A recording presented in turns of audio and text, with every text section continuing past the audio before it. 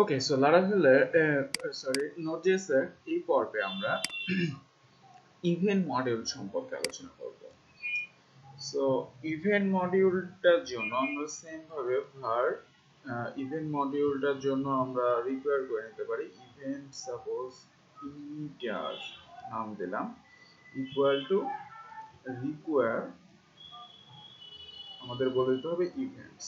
ওকে, এখন এটা নিয়ে আমাদের এই যে এটার মধ্যে কিন্তু ইভেন্টস আসছে এবং এটাকে এখন কিন্তু আমাদের ইনস্ট্যান্সিয়েট করে নিতে হবে। এটা একটা ক্লাস। সো আমরা যদি এখানে লিখি var event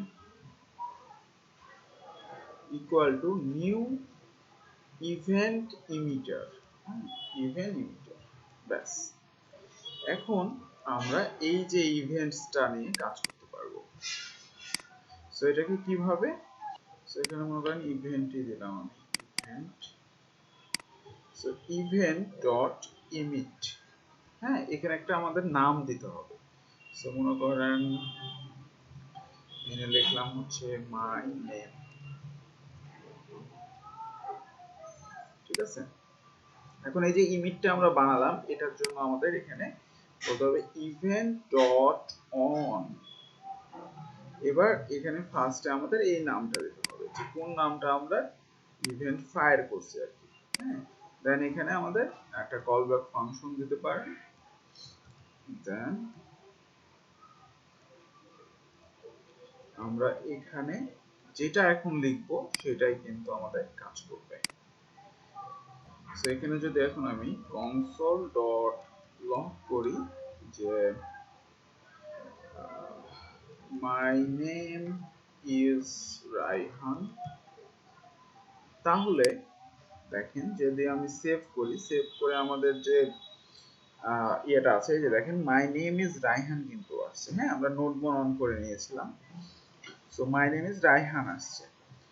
সো আমাদের কিন্তু তাহলে এভাবে আমি একাধিক কিন্তু তৈরি করতে পারি, একাধিক তৈরি করতে পারি, কিন্তু এই যে event.emit যেটা, সেটা কিন্তু উপরে কল করা যাবে না, এই অনের উপরে কল করা যাবে না, এটা সবসময় নিচে কল করতে হবে এবং অনটাকে কি করতে হবে, উপরে রাখতে হবে।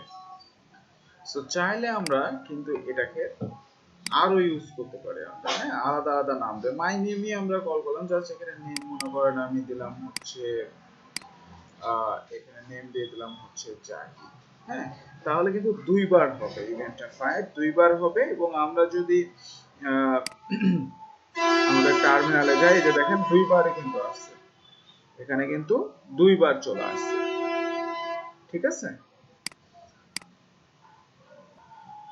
সো এটার মধ্যে আমরা প্যারামিটারও পাস করতে পারি, যেরকম মনে করেন যে ইমিটের মধ্যে আমরা সেকেন্ডলি এভাবে প্যারামিটার পাস করতে পারি, সাপোজ রায়হান, হ্যাঁ, আর মনে করেন এখানে দিলাম হচ্ছে জাহিদ।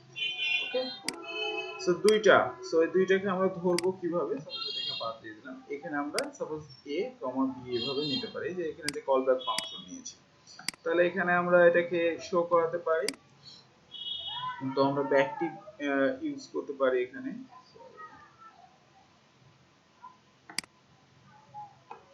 এখানে আমরা ব্যাকটিভ ইউজ করতে পারি, যে মাই নেম ইজ ডলার, দেন আমরা বলতে পারি a and ডলার, দেন বলতে পারি কি b। তাহলে এখানে আমাদের যে দুইটা প্যারামিটার, এই দুইটা প্যারামিটারের মাধ্যমে কিন্তু এখানে নামটা শো করবে। সো সেভ করলাম, সেভ করে আমরা টার্মিনালে যদি যাই, এই যে দেখেন my name is Raihan and Jahid, ঠিক আছে। সো আমাদের পারফেক্টলি কিন্তু হয়ে পাচ্ছি আমরা প্যারামিটার সেট করে। ওকে, সো এইভাবে আমরা ইভেন্ট মডিউল নিয়ে কাজ করতে পারি।